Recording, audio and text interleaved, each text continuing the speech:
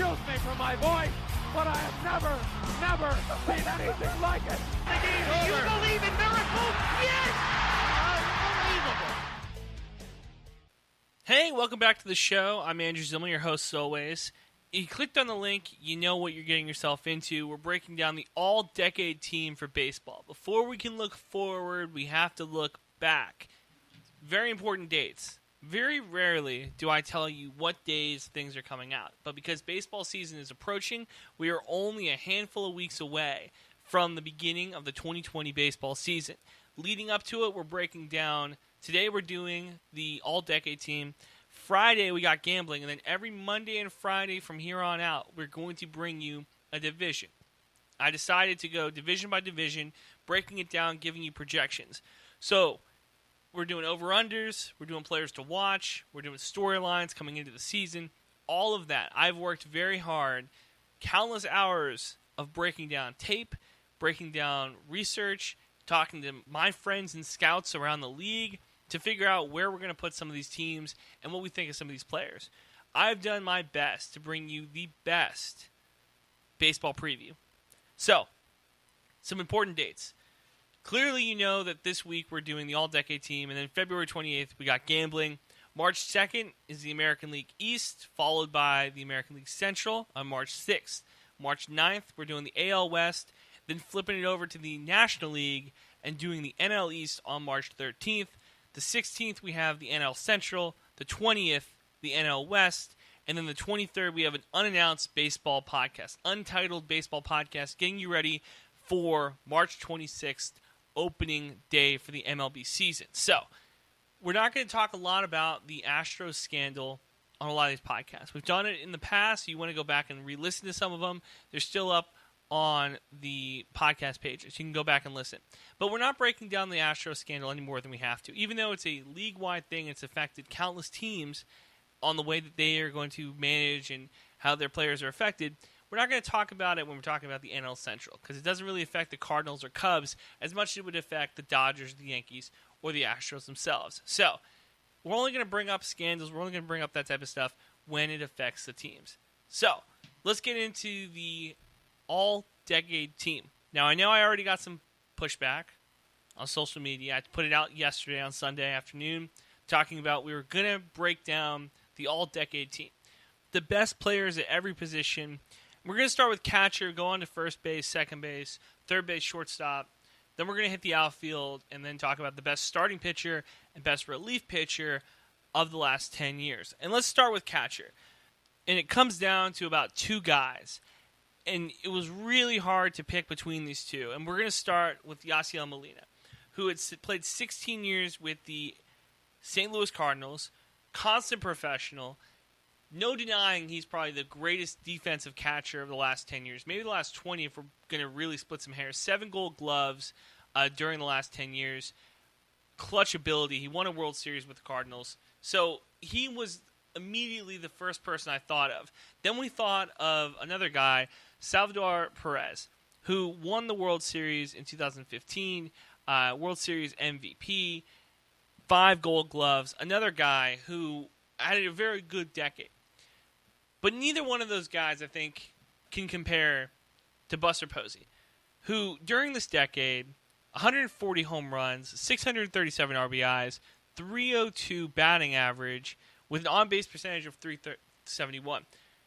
This guy winning 3 championships with the San Francisco Giants, really cementing, in my opinion, the Bay Area on a sports scene. Because without, you gotta go back and think, okay, the sports scene in the Bay, you got the Giants, you got the Warriors, and you got the 49ers. Those are the 3 biggest brands in that Bay Area.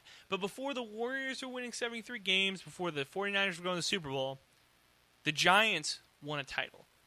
He comes on the league in 2010 to start this decade, winning Rookie of the Year. Incredible arm strength, throwing out batters, trying to steal bases. 3-time World Series champion. And this is where we're going to start. We're going to set the precedent right now. If you were able to win in this decade, an MVP award's great, but championships matter to me. And I get it, it's a team sport, and I get it that some players are on bad teams. That said, winning titles matters.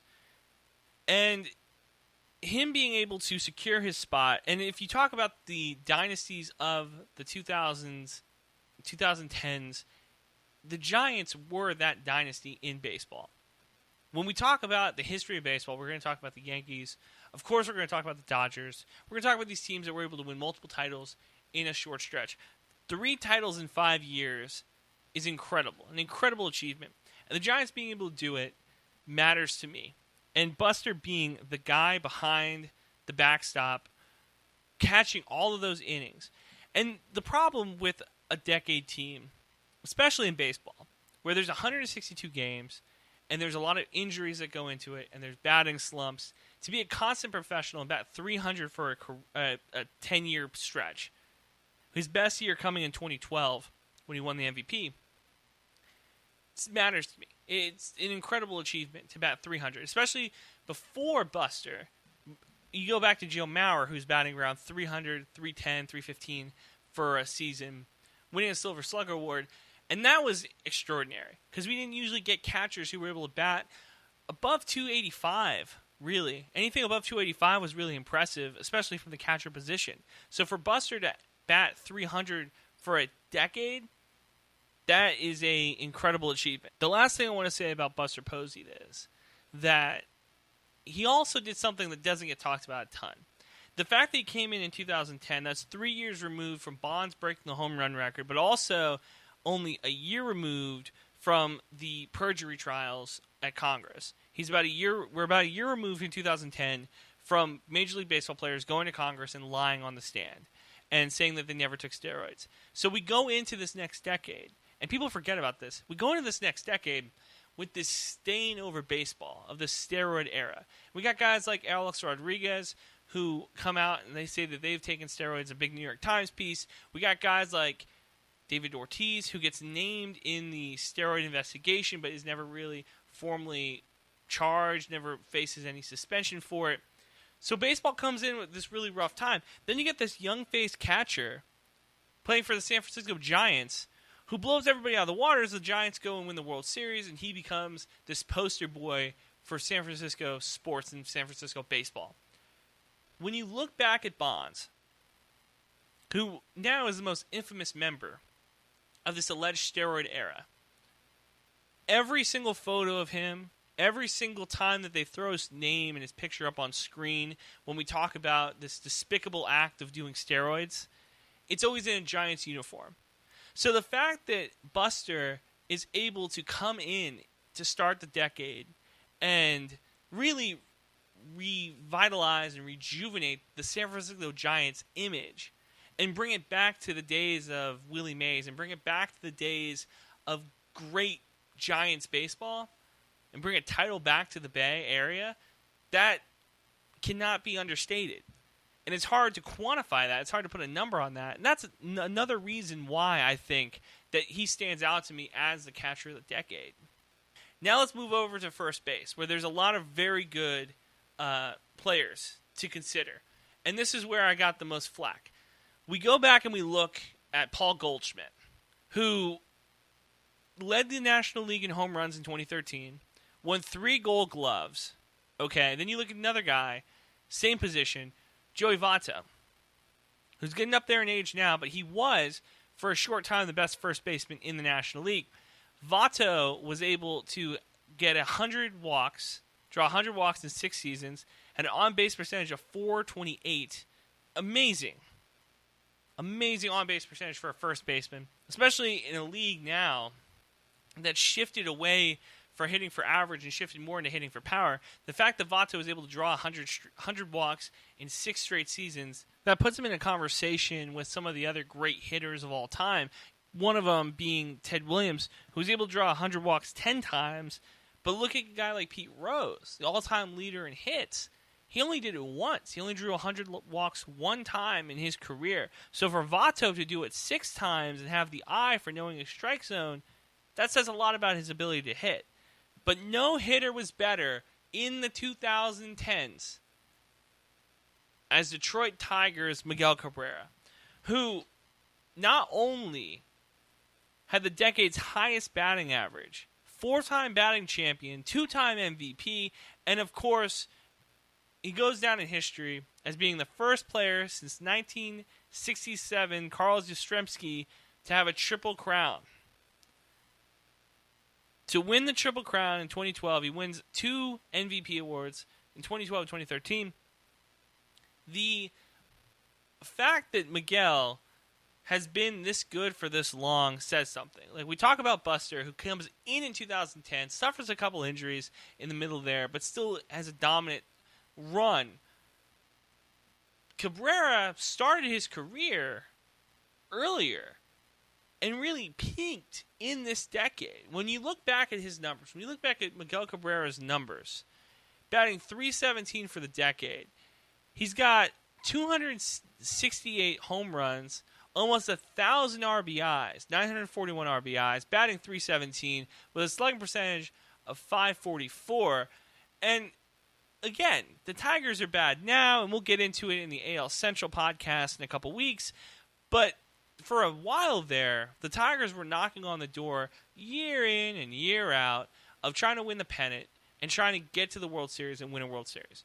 So the fact that he was in that conversation as the best player in baseball, before there was Mike Trout, there was Miguel Cabrera as the best player in baseball. And any question of where he ranks all time at the position is tough. Because do I think he's better than some of these other legendary first basemen? I think the debate is going to be made. Because he's a surefire first ballot Hall of Famer, like a lot of the guys on this list are. First ballot Hall of Famer. But is he better than some of the other great first basemen? When his career is all said and done, I think we're going to look back and we're going to have that conversation. And we're going to talk about where he ranks all time. Another guy that's going to have a tough time ranking all time is the second baseman, who started this decade coming off of a World Series win and never was able to get back to that level of team success, but individually was a monster. The guy I'm talking about is Robinson Cano. Cano, when he was with the Yankees, looked like the heir apparent to Jeter as the Yankees captain. The Yankees didn't want to pay him as much. He signed with Jay-Z's company, Rockefeller, the agency. They wanted to go get him as big a contract as possible, and a team out west was able to sign him, the Seattle Mariners. Moving to Seattle was by far one of the worst moves that Cano made for his career.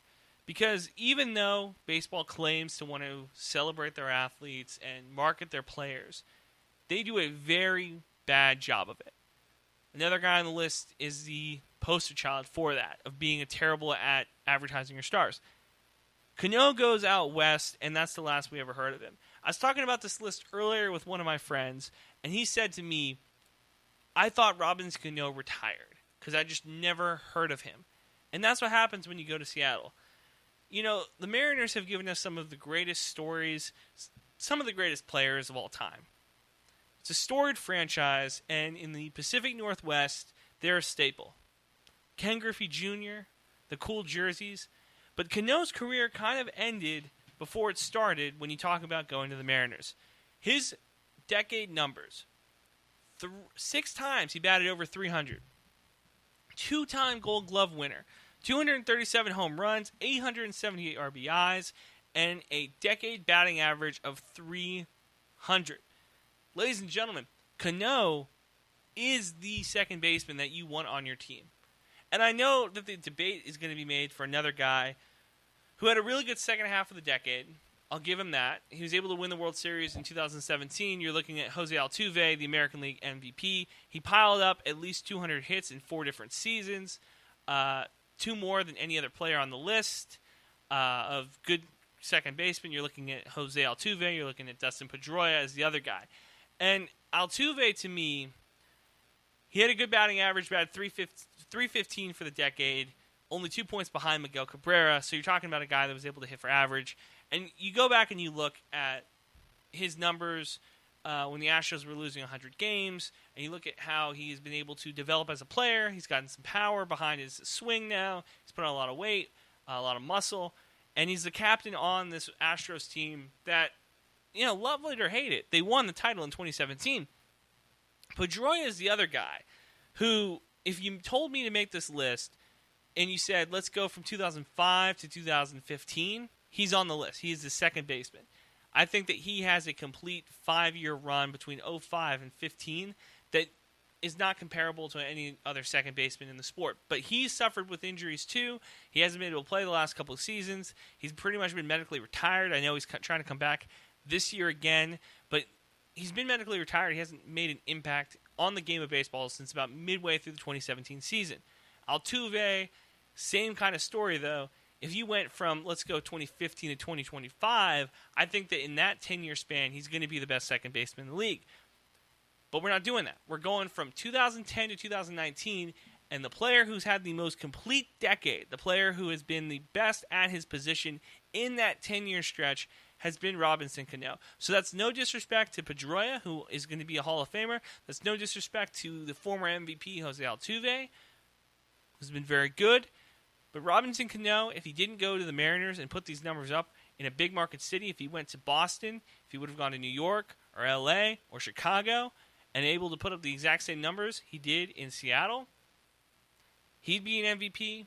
He'd be talked about as one of the better players in the sport. Now he goes back to the Mets. He's back in the Big Apple, so we can only hope that he will have an impact on the sport like he once did. He's a little bit older now, a little bit wiser, hopefully. Hopefully he's able to see the ball in New York and able to continue to put up these good numbers. But to say the least, I think that Cano has had one of the better seasons, better careers that isn't going to get talked about. Baseball's storied history goes into a new chapter in the 2010s. In that it stopped being, I think, a sport that everybody cared about. I remember growing up listening, I know this sounds like an old guy's talking, but I remember growing up listening to baseball being on ESPN. I remember they would talk about it nonstop. Over the summer, the All-Star game was a big deal, and then just one year it happened, and people stopped caring. And that's the story that I think a lot of people are going to remember for baseball, is that at some point people just stopped caring, and I think it's because guys like Cano went to teams that weren't winning. And that's why I think winning matters when we talk about this list. That guys who were able to win on the biggest stage and make a name for themselves and market themselves and were able to market the sport matter a whole lot when we talk about this all-decade team. So moving on to third base. Another position that has a lot of competition. Well, we're going to start with Adrian Beltre, who was able to not only win a Golden Glove at age 37 and swat 32 home runs in that same season, but he also had a very good career just in general. But the last 10 years, 227 home runs, 800 RBIs, batting .307. Honestly, he'd be a really good choice for the all-decade position at third base. So would Josh Donaldson, who had 219 home runs, 645 RBIs, batted .237, playing for the Blue Jays as well as the Braves, bouncing back and having a pretty good season last year. Now he plays for the Minnesota Twins. Both those guys make a very good case to be the player to fill this role, especially Donaldson winning the 2015 MVP, which, going back and looking at it, I had completely forgotten that he had a 2015 season like he did. You go back and you look at the numbers for him that season. He bats a very good .297 with 41 home runs, 123 RBIs, leading the league in RBIs that season. But nobody compares to Nolan Arenado, who is the most complete third baseman in the league. 227 home runs like Beltre, 734 RBIs, batting .295, so just a couple points below Beltre. But his ability to not only hit home runs, where he led the National League 3 times and has driven over 110 runs every season since 2015, but he also has 7 Gold Gloves. And there's a really good YouTube video ESPN put out where he's talking to Alex Rodriguez, another great third baseman, about the way that he fields the balls and the way that he goes about preparing to play the game. And it's a real shame that him and the Rockies right now are in a rocky situation, no pun intended, with his career there. Because the Rockies are a very good organization. I mention this a lot of times anytime I bring up the Colorado Rockies. They've got the best jerseys in baseball. But it's a real shame that they're in the position that they are with him. Because he is one of the most talented third basemen in the league. Every year he's going to be an all-star, probably until he retires. I thought that he was going to be a guy that the Yankees were going to go after, but I really like the situation they're in right now. But the fact that he is in the position that he is in Colorado with the high altitude, he's going to hit anywhere between 30 and 40 home runs every year. Donaldson made a really good case. I really wanted to make him the third baseman going forward. The 2015 MVP, I think, matters.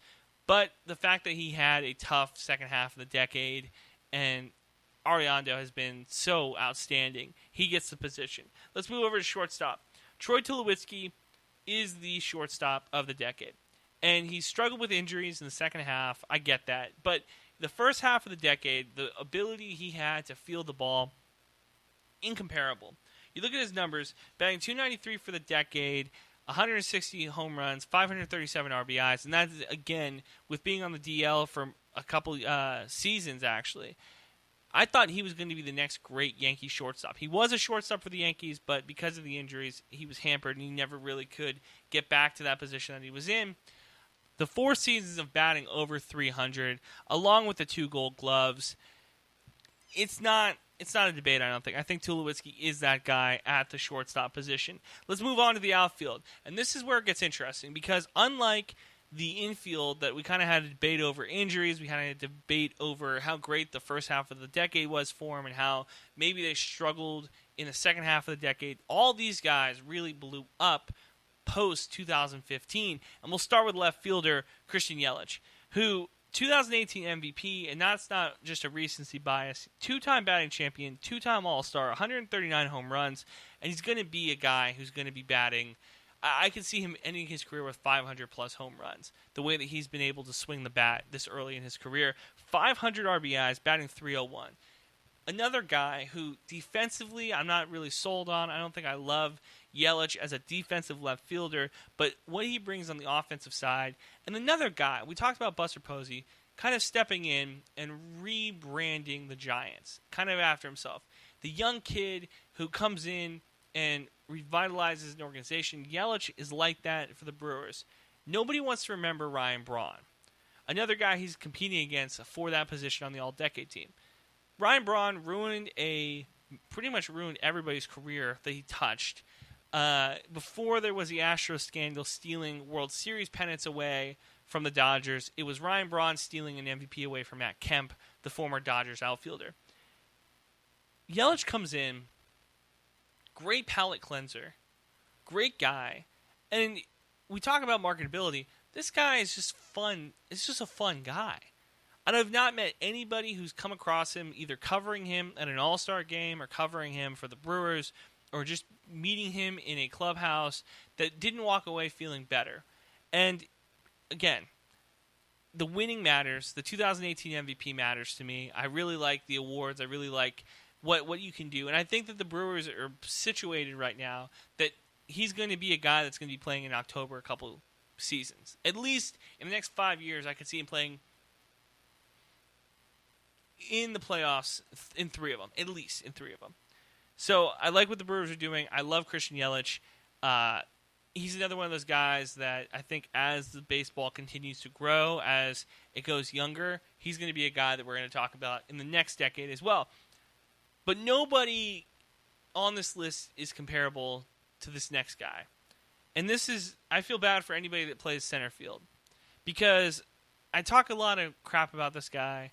I kind of say that he's not marketable, and I try to make cases for other players to be better than him. I try to make cases for other players to surpass him and usurp him on the throne of baseball's greatest player. But this last decade, unlike Albert Pujols in the last decade, in 2000s, who was able to win a World Series and multiple MVPs and just look like the face of baseball, you couldn't go around the league and not talk about the ability Albert Pujols had. Mike Trout has all that hitting ability, all that talent, and defensively is just a stud. 3-time MVP, and the only reason he doesn't have more is because voters got bored of voting him in. 8-time All-Star, 7-time Silver Slugger, 285 home runs, 752 RBIs, batting .305 in the decade. Now, does he bat better than Miguel Cabrera for the decade? No. Does he have more home runs than, say, Robinson Cano? No. Is he a better player than everybody on this list? I don't think it's debatable. Now, I don't love when people try to compare him to Mickey Mantle. I don't love when people try to compare him to Ted Williams. I don't think that that's the correct comparison for him. I still think that Mickey's better than him all time. It's hard to compare the two when Mickey Mantle gets derailed by injury early in his career, and Mike Trout hasn't really had to deal with any of that. And I hate that he signed the extension with the Angels. Now he continues to play on a mediocre team in a city where they're the second fiddle, in a league that needs him to be a marketable star, that needs him to be the face of the league. He signs with a team that's not going to be playing in the postseason for the foreseeable future. I hate that. But it's undeniable the talent that he had. It's undeniable how much of an impact he had on the sport in this last decade. So he is my center fielder. And we're going to get back to it when we talk about the MVP of the decade. I think him and Miguel Cabrera both share the co-MVP of the decade. As the most impactful and best player of the decade, I think he and Miguel Cabrera are the two best players. Moving on to right field, and the youngest player on this list, but another guy who has done a whole hell of a lot. Mookie Betts. MVP, 139 home runs, 420 RBIs, batting .300 for the decade. And again, World Series champ. You go back down this list. You look at Buster, World Series champ. You look at Robinson Cano. Didn't do it this decade, but he is a World Series champ. He's won it before. And you look at Mookie Betts, World Series champ. And we're going to get into the designated hitter and the starting pitcher and the relief pitcher. And all those guys have won titles before too. But I'm telling you that the World Series wins matter to me. The fact the Red Sox got rid of this guy is an embarrassment. We did the podcast on it. I don't need to break it down anymore. But I think Mookie Betts has the potential to be one of the, if not the best player in baseball this year. And I know I just got done waxing poetically about Mike Trout, but you put him in LA, you put him in a system that's going to let him hit the ball. Because of the hitting around him, there's really no way that they can't pitch to him. You can't walk him. You can't put him on base because he can steal bases and he's just an incredible base runner.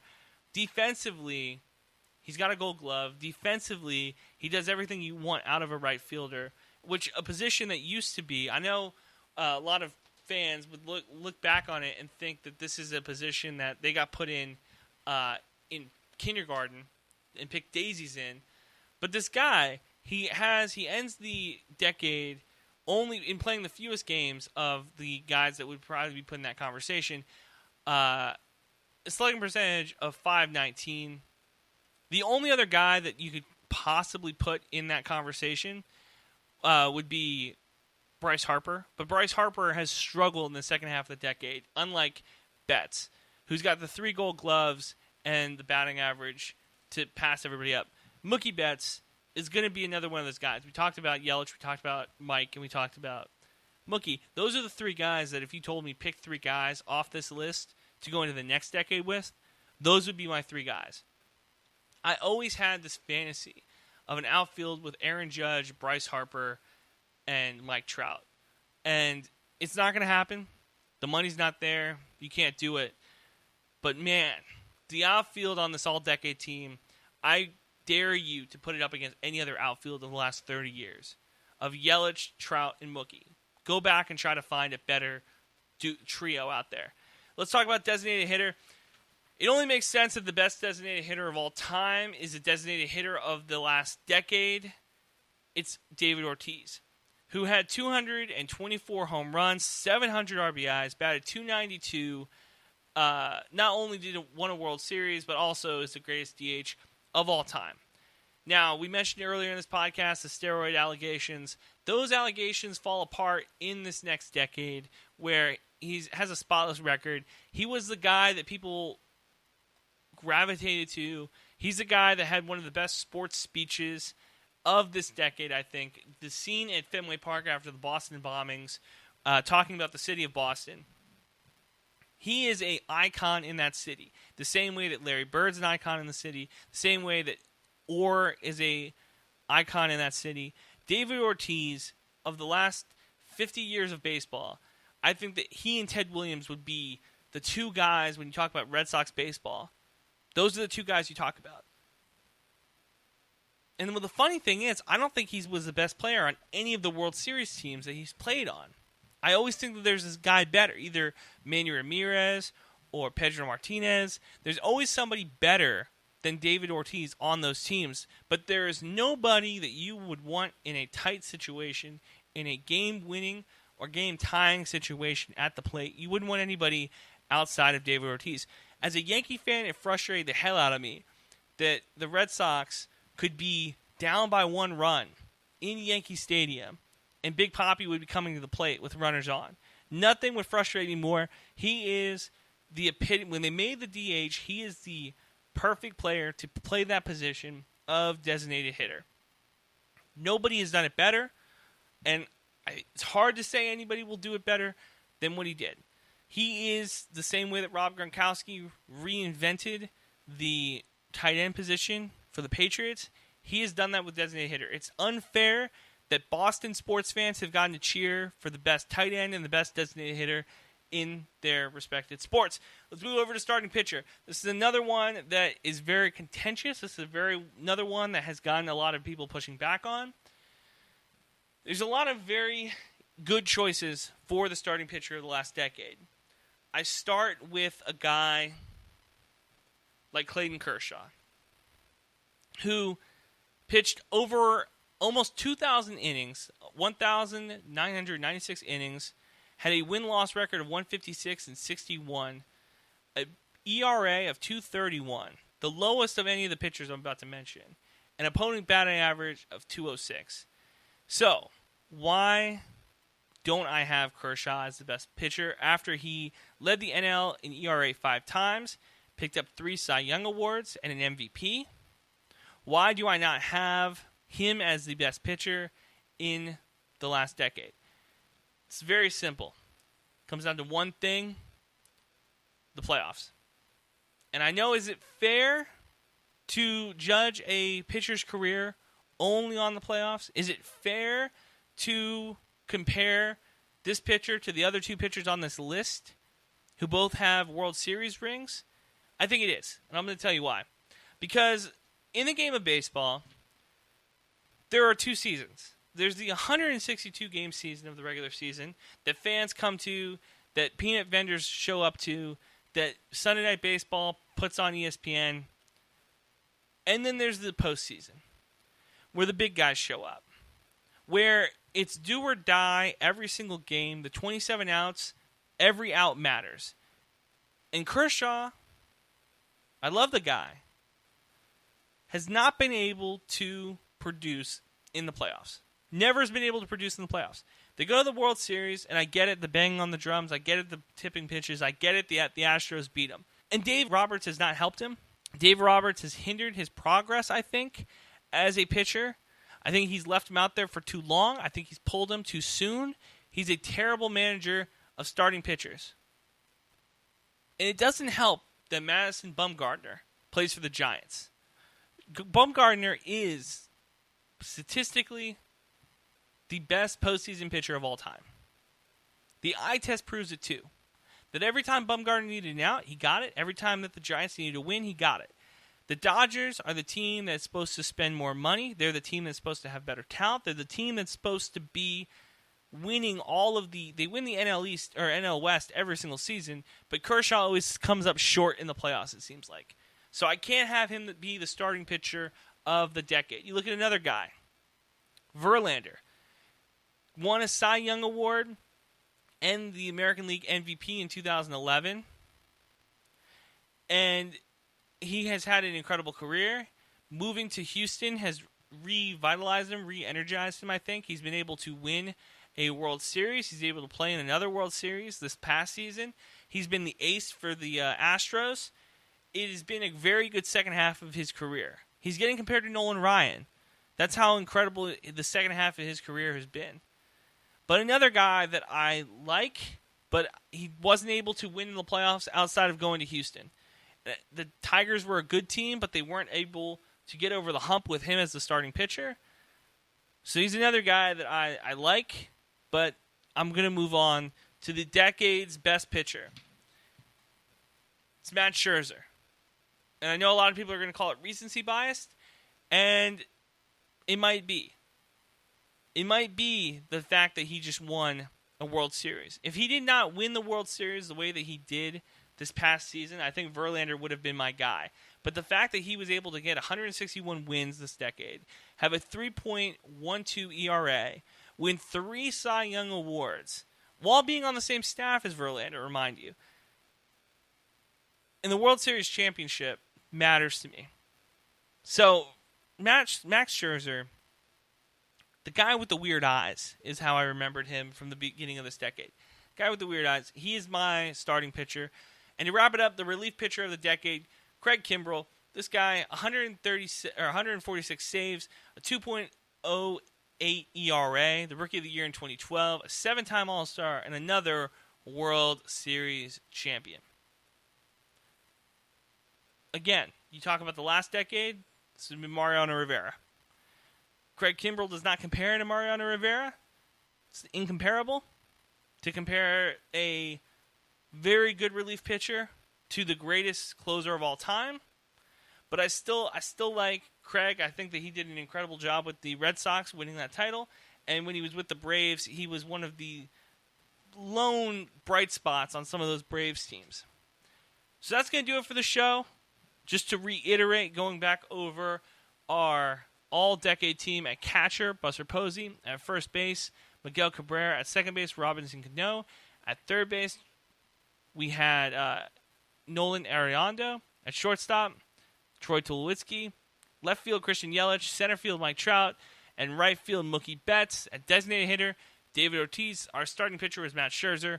And Craig Kimbrell closed for us. That's going to do it for the show. On Friday, we're breaking down the American League MVP odds, National League MVP odds, and some odds to win the entire thing. I'm going to tell you why I like some of the players I like, and I'm going to tell you why you shouldn't put money on some of the favorites. So, Friday, you're going to want to tune into that. Thank you so much for listening. Baseball season is right around the corner. I'm very, very, very excited for it. Tune in on Tuesday when we talk about the Television Tuesday. I'm going to break down Hunters that just came out on Amazon Prime. I'm going to tell you why that show is going to win an Emmy and how Al Pacino is able to play in Holocaust survivor so well. Thanks for tuning in. Check you out tomorrow.